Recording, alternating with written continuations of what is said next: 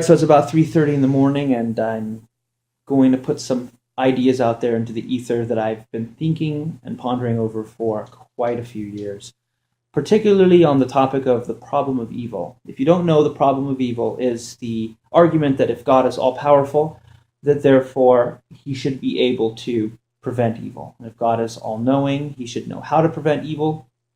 And if God is all good, then God should want to prevent evil. Yet evil exists. So it's a seemingly airtight argument. I think that what happens for me is that I hear the argument and then I hear the defenses. And probably the most prominent defense that I hear is the free will defense. Mostly by Christians, that's just who I happen to encounter. But they'll say something along the lines of, oh, well, evil exists because God allows free will, and these free-willing beings, sometimes they choose evil things. Therefore, evil exists. And of course, the response is, well, God created these beings who he knew in advance would cause evil or suffering. So God is still ultimately responsible. You still have that responsibility on the part of God for creating these beings. And I totally understand that argument. In fact, I agree with that argument. Anytime I'm talking to a Christian, they'll think I'm an atheist, and I'm not. They'll think I'm an atheist because I'll say, well, God created those beings. I'll argue that case. Because no matter what you say, free will is so important. Okay? But why couldn't God create a being or beings who he knew in advance would only freely choose, the good? Why couldn't he give them that knowledge that they would know that choosing the evil would be detrimental to that greatness? And that's entirely another topic as to, does the sins of, let's say, Adam and Eve, if you're going with that story, does the sin of Adam and Eve justify the amount of suffering? I'm not going to get into that specifically. Let's just go along with the free will argument for a moment, just so I can say that I don't think that's a good justification in and of itself. What I do think is that it illuminates something for me. It brings to the surface a question, which I don't hear many people ask in light of the conversation, in light of the issue of the problem of evil. And specifically, the question is, why might a being such as God create anything at all? I'm not asking why does God create. I'm not asking for people to open up their holy books and look for that special verse that says, here's why God creates. The answer I usually get is, I usually first get something along the lines of, well, God loves us, which is to beg the question, since you can't use creation as the explanation for why creation. It's a logical fallacy begging the question. Then I usually get them saying something along the lines of, oh, well, it's just something that will insinuate that God is bored or lonely or wants something that he doesn't have. But that's all illogical because you're talking about a being, God, who is self-complete by definition. So the idea that God needs to create anything at all, for any purpose at all, is completely absurd. It's something that you can just toss out of your head right now. I mean, I don't care if you're a theist or an atheist. I mean, obviously atheists don't care. Atheists would agree with me on that point. But I'm a theist, and I will tell other theists that they should toss that idea out. There's no justification. I mean, I've yet to see one. I'm open-minded. You show me a reasonable way to go about saying God creates, and here's why it's important for God to create. Now, of course, once we get past the point of saying, okay, I agree, there's no reason for creation. So if you're still inclined, if you're still on board, we're still talking within the theistic worldview, you still have to account for this world which is allegedly or possibly apparently created. So here we are in this world that's created, or that's finite, temporal, whatever, that's brought about by God. And we still have to deal with the fact that God created something. So why, right? Well, after we realize that there's no reason for God alone to create anything. Then we have to start thinking about, well, maybe God had input from others. I'm kind of going a roundabout way about going into this topic.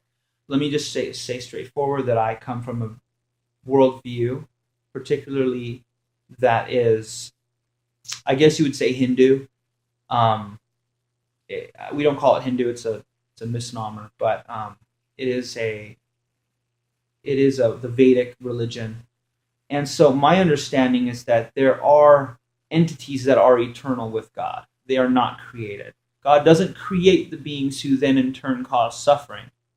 Rather, the beings who cause suffering, if you want to put it like that, excuse me, those beings are always existing. So no longer can you go, well, God knew in advance of creating those beings that they would cause suffering and evil to enter into the world.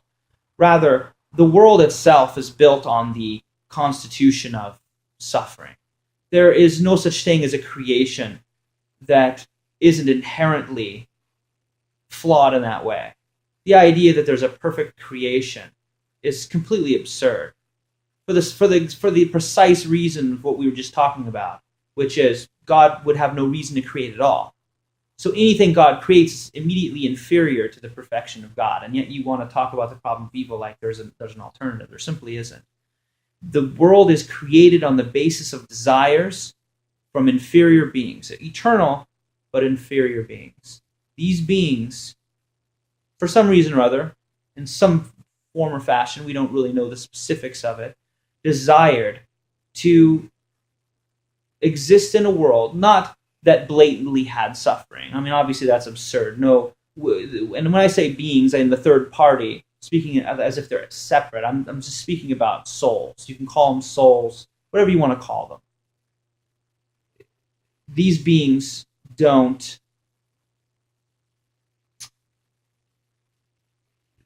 obviously blatantly go, I want to suffer. That's not what I'm talking about. The idea is that their desires constitute them being in a world with an apparent absence of God, and being in a world where they compete to be their own little miniature gods. That's essentially what it is. But without getting too much into kind of the minutia of it, or the, what might be construed as mythology, I'll just say this.